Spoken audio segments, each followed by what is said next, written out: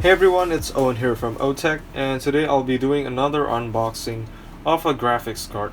And this time it's the Sapphire Nitro Plus RX 570. And this is actually kind of a deja vu because this is basically a similar design to the other RX 580s that I've unboxed from Sapphire before, like the Nitro Plus and the Nitro Plus limited edition that's now in my rig.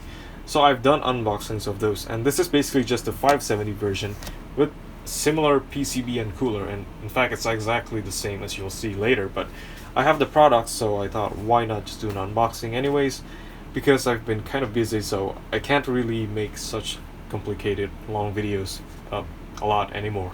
So anyways, here we go. Let's take a look at the box itself first. And as usual, Sapphire's using their very generic boxes for their cards, at least as far as I know. So it just says Nitro Plus, and it has their Nitro mascot, I guess, and all the features, usual features on the front. And on the back, it's just some features and specifications, and the specifications isn't even specific to this exact card because it's just a generic box as far as I know. And it even has the wrong graphics card picture, as you can see here. This looks to me like the previous RX 480 and 470 Nitro cards, because these ones, these are supposed to have two power connectors on top. These one doesn't have it. And it looks a lot shorter, so I'm guessing they used just an old picture or something. So whoever designed this box should really get fired, because this is the wrong graphics card picture on the back. But anyways, let's take a look inside, because we don't judge a book by its cover, but it's what inside is what matters. So here we go. The packaging of normal graphics card from Sapphire are usually very plain and simple, so you just get an installation guide, a driver disk, which you should always never use. Just download the latest driver from amd.com website, and also a warranty card, I guess. And we got the graphics card itself packaged around some closed cell foam, so some very nice foam. I doubt it'll get damaged in any way. And it's also anti-static for these foams usually, so you don't really need an anti-static bag anyways. But it would have been nice for them to include that, although this is, I guess, more eco-friendly. So yeah, here's the graphics card itself. So like you've already guessed, it's pretty much the same as the 580 versions. So yeah, it's got the exact same cooler. So it's got a huge cooler from RX 580, because as you can see, if you've seen like the 580 versions before, this is basically the same cooler. It's got 4 massive heat pipes that you can check out from the bottom, and the heatsink fins extend all the way from end to end. So here on this side you can see the fins right to the end, and they're also very thick. It's a very thick heatsink, and they also use some very thick fans that are not just some flimsy ass fans from normal graphics card, but instead like super thick high pressure fans on these cards. And that makes for a very great thermal solution, I guess. And it's even, I would even go as far to call this an overkill thermal solution, but there's nothing wrong with overkill, since overkill means you can overclock more, because it stays cooler, so it wouldn't throttle if you overclock too high, unlike some of the cards that I used before, which is like the XFX card, which is now mining because I was using it in my test bench, but when I overclock it was throttling. But that's another story all about that. So let's just talk about this card.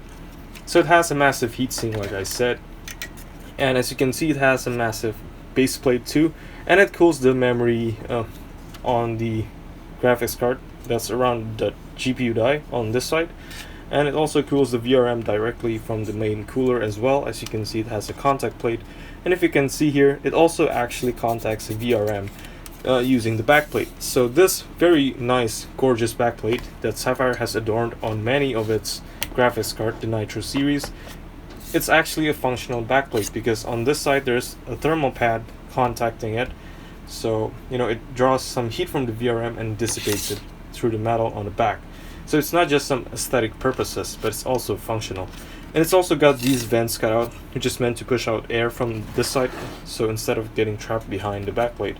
But I mean, it's pretty open, so I would guess that even if the vents are not here, air would just kind of come out anyways. And since this is an open air card, you can see that it's pretty much open on all sides. Air will just blow out everywhere. So you need to have good case cooling to take advantage of the cooling of this graphics card. And you know, on the top we can see that there's two power connectors, a 6-pin and an 8-pin. So this is just massively overkill for an RX 570. You would never get this much power out of it. You know, you would never get this to draw that much power. But that just means that it wouldn't overload the motherboard PCIe connector, so that's just a good thing. I don't think it's a terrible thing, because any decent power supply these days will have these connectors handy anyways.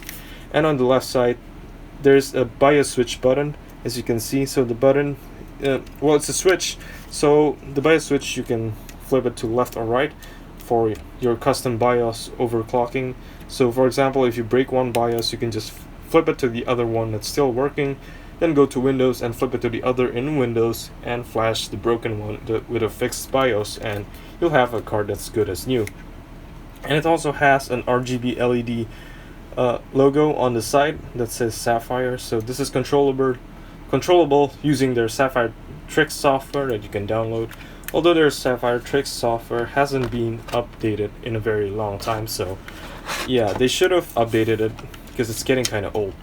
And on the bottom, there's one feature that I like to point out, which is that it has these fuses on the Nitro cards, and actually even the Pulse cards have these. So they put fuses on the PCIe power connector and also on the top PCIe power connector to the power supply. So on the motherboard, for example, if something short circuits on the VRM or something, it wouldn't overdraw from the motherboard slot or the PCIe power connector, but instead just burns out the fuse. So in theory, that should protect your components in your PC from a graphics card failure if it does want to destroy something else.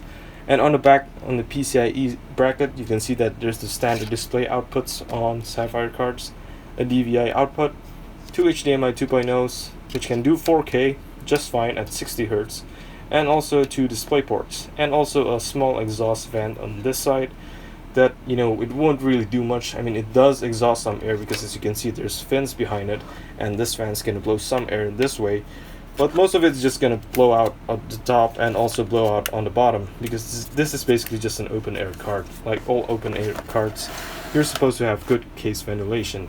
But anyways, yeah, it has dual large, I guess 92mm fans, and these fans also are ball bearing.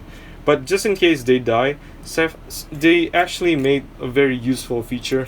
This is what Sapphire uses so that they can cut down their RMA costs, because these fans are actually hot swappable. Well, not hot swappable, but really easy quick swappable, because you just have one single screw on top of that, and you just undo that screw and you can pull it off and you can swap in the new fans, because these are just contacts onto the fan motor without any wire. So there's just some gold contact pins that just connects when you flip the fan inside. So if you have one of the fans dying on you, you can just contact Sapphire and they'll just send a replacement fan back to you. So you can switch it yourself and you'll have no problem without having to wait by shipping this back to them and them shipping it back by fixing it there. So instead they just ship the new fan and you can just change it out yourself. So a very neat feature.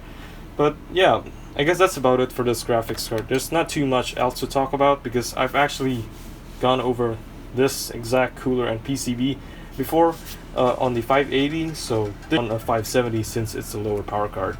But yeah, anyways, thank you for watching this unboxing. Hope you enjoyed this video, and if you do, please click the like button, and if you want to see more of my future videos, please click the subscribe button. Thanks for watching.